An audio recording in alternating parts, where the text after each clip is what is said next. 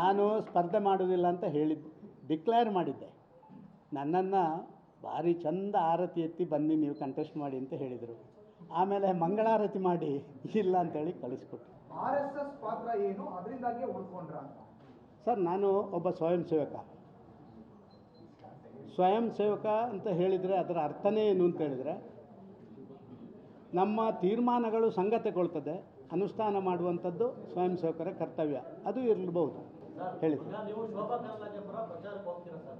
Sir. ನಾನು ಮೊನ್ನೆ 2 ದಿನ ಹೋಗಿದ್ದೇನಲ್ಲ ಸರ್, ಈ ಪ್ರಶ್ನೆಯಲ್ಲಿ ಉದ್ಭವ ಆಗುತ್ತೆ. ಶೋಭಾ ಕರಂದ್ಲಾಜೆರ ಪರವಾಗಿ KR ಪುರಂನಲ್ಲಿ ಮತ್ತು ಪುಲಕೇಶ್ ನಗರದಲ್ಲಿ ನಾನು ಮೊನ್ನೆ ಚುನಾವಣಾ ಪ್ರಚಾರಕ್ಕೆ ಹೋಗಿದ್ದೆ. ಆದ ಕಾರಣ ಈ ಪ್ರಶ್ನೆ ಉದ್ಭವ ಆಗುತ್ತೆ. ಸರ್, ಇದು ನಿಮ್ಮ ಮುಖಾಂತರ ಅಲ್ಲಿಗೆ ಹೋಗುತ್ತೆ ಅಂತ ನಾನು ಭಾವಿಸ್ತೇನೆ.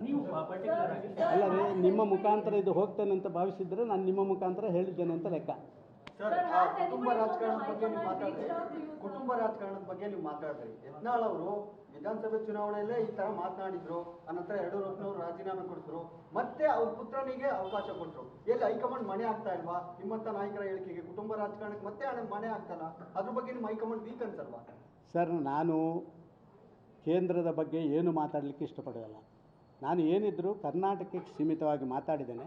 ಅವರು ಮಾಡಿದ್ರು ಅಂತ ಇಟ್ಟುಕೊಂಡ್ರು ಕೂಡ ಆಯಿತು, ಯಾವುದೋ ಒಂದು ರಾಜಕಾರಣಕ್ಕೆ ಇಲ್ಲಿದ್ದವರಿಗೆ ಸ್ವಲ್ಪ ಸ್ವಯಂ ಪ್ರಜ್ಞೆ ಬೇಕಲ್ಲ ಸರ್. ಪಲಾಯನ ಇಲ್ಲ ಅಂದರೆ ಆದರೂ ಒಕ್ಕಲಿಗರ ಸಂಘದಲ್ಲಿ ಒಂದು ಸುದ್ದಿಗೋಷ್ಠಿ ಮಾಡಿದರೆ ಅದರ ಉದ್ದೇಶ?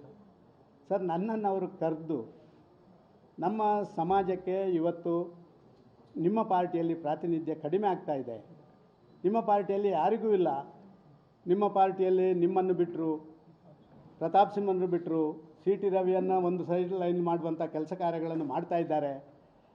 ಎಲ್ಲೋ ಬೇರೆ ಕಡೆಯಲ್ಲಿ ಬೇಡ ಅಂತ ಹೇಳಿದವರನ್ನ ತಂದು ಹಾಕಿ ಅವರನ್ನೇ ಬ್ರ್ಯಾಂಡ್ ಮಾಡ್ತಾ ಇದ್ದಾರೆ. ಇನ್ನೊಬ್ಬರನ್ನು ದೇವೇಗೌಡರ ಮೆಟೀರಿಯಲ್, ಅದಕ್ಕೆ ಇದೇ ಮಾತು ಅವರು ಹೇಳಿದ್ದನ್ನು ನಾನು ಹೇಳೋದಲ್ಲ. ದೇವೇಗೌಡರ ಮೆಟೀರಿಯಲ್ಗೆ BJP ಸ್ಟಿಕ್ಕರ್ ಅಂಟಿಸಿದ್ದನ್ನು ನೀವು ಒಪ್ಕೊಳ್ತೀರಾ? ಈ ರೀತಿಯ ಪ್ರಶ್ನೆಗಳನ್ನು ಕೇಳಿದರು.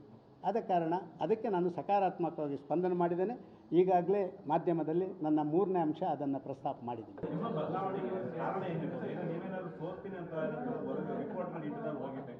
ಎಲ್ಲ ಕ್ಷೇತ್ರಗಳಲ್ಲೂ ಕೂಡ ಅವು ವರದಿ ತರಿಸುವಂತೆ ಆಂತರಿಕವಾಗಿ ತರಿಸುವಂತೆ ಮಾತುಗಳು ಇದ್ದಾವೆ. ನೀವೇನಾದ್ರು ಈ ಕಾಂಗ್ರೆಸ್ಸಿನ ಅಲೆಯಾದ ಭಾಗ್ಯಗಳ ಹಿನ್ನೆಲೆ ನಿಮ್ದೇನಾದ್ರು ಕ್ಷೇತ್ರದಲ್ಲಿ ನಿಮ್ಗೆ ಹಿನ್ನಡೆ ಭಾರಿ ಒಳ್ಳೆ ಪ್ರಶ್ನೆ ಕೇಳಿದ್ರಿ.